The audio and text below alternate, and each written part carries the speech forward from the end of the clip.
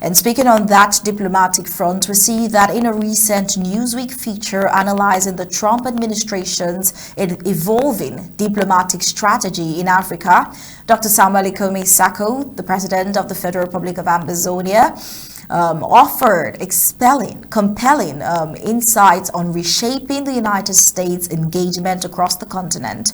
Dr. Sako emphasized that Africa's relationship with the United States should move beyond the Cold War era ideological framework, which he described as outdated and limiting. Instead, he envisions a pragmatic and future-oriented partnership, one that promotes economic growth, democracy, and justice rather than patronage and control.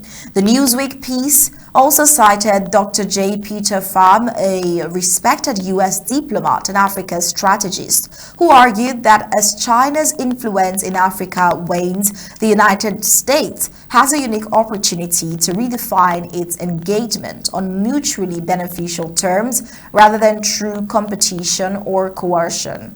Presidential diplomacy on the global stage can be seen with the publication of President Sako's remarks in one of America's top magazines. We're talking of the Newsweek, which marks a significant diplomatic moment for Amazonia. His participation in the discussion on the United States-Africa relations shows that Amazonian leadership is being recognized as a legitimate voice in global affairs.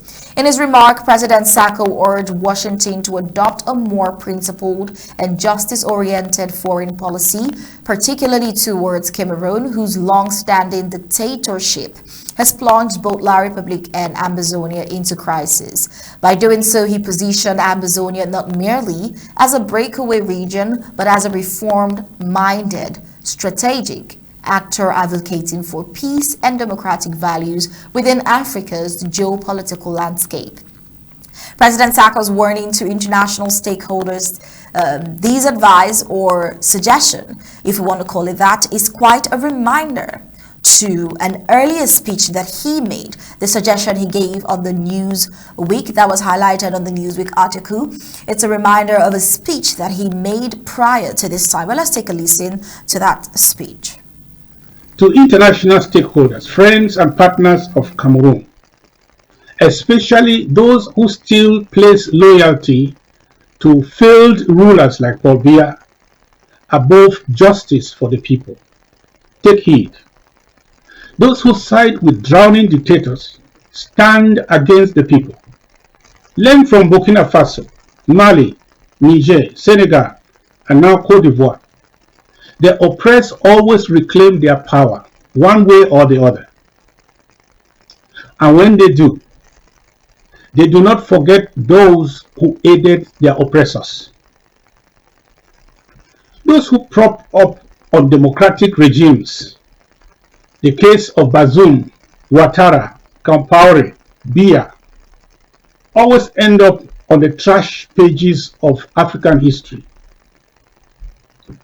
And when the people will arise, do not blame it on Russian propaganda, for I have told you the truth. Oh well, those who aid with drowning dictators stand against the people. The oppressed always reclaim their power one way or another. And when they do not forget those who aided their oppressors. That wonderful speech, a summary. We see that he cited examples from countries like Burkina Faso, Mali, Niger, Senegal, and Cote d'Ivoire. At the time, even Madagascar hadn't come up, but now there is Madagascar, which is drawing parallels to Cameroon's decaying regime under Paul Biya, whom he accused of clinging to power at the expense of human dignity, as can be seen in the daily lives of the people of Cameroon. Sako's message was both a moral rebuke and a strategic signal, a reminder that the global tide is shifting in favor of people-driven governance and that Amazonia stands on the right side of history. Interestingly, we see that while the remarks of President Sako was highlighted amongst the United States diplomat, we see that his contribution did not really go unnoticed, not just by the Newsweek We see that President Sako's contribution did not go unnoticed, as Ambassador Tibo Naj, as well, former United States Assistant Secretary of State for African Affairs, he also publicly praised the Newsweek article on X, highlighting specifically Dr. Samuel Ikome Sako's remark, as well as that of J.P. Farm. He said, excellent overview in Newsweek.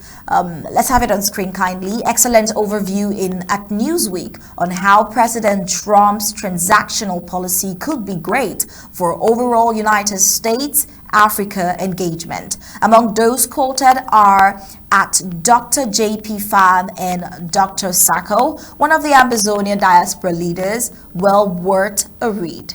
Now, such a public acknowledgement from a high-profile American diplomat underscores Sako's growing credibility within the United States policy circles and signals that Ambazonia's